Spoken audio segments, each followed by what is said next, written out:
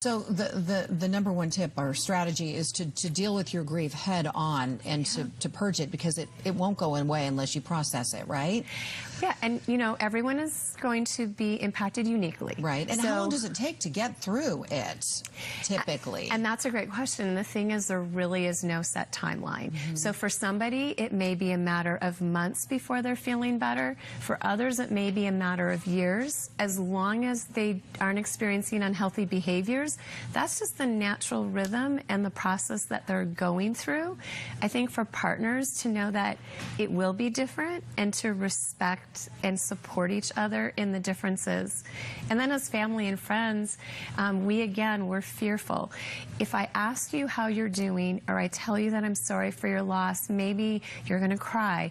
Maybe it's going to make it worse. And yet we found that, yes, you may cry, but that actually feels really good, if that makes sense, because somebody has noticed. Someone has said that this child was real, that this loss was real, and then they're support and they're normalizing the grief, and in essence you're giving them permission to grieve. You know, pregnancy is such an exciting time, no matter what your age or stage, and if you lose a baby at 9 weeks or if you lose a baby at 19 weeks, the pain is the same, isn't it?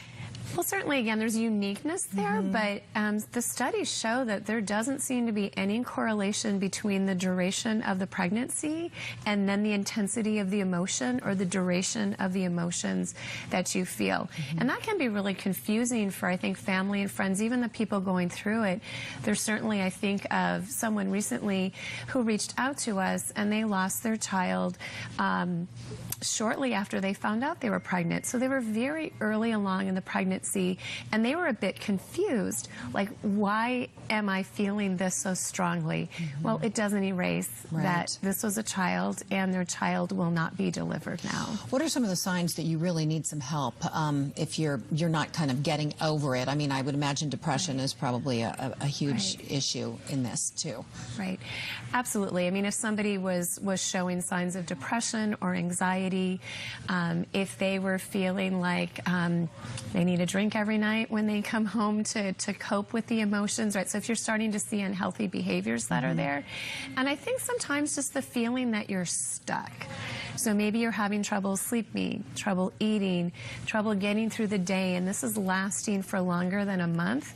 That's probably time to reach out to a professional and just have them do an evaluation and see if maybe there's some complicated grief or something else that's going on. In your research and studies, have you found that women who get pregnant within 6 months or a year after a miscarriage tend to do better in their healing process? That's a complicated question. I don't know if there's a study that would tell us that or not.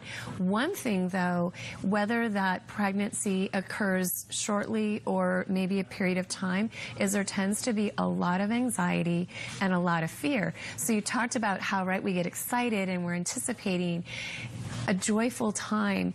But for those who have lost a child through either miscarriage or stillbirth, sometimes that's a very anxiety-ridden time. They're fearful that this is going to happen again.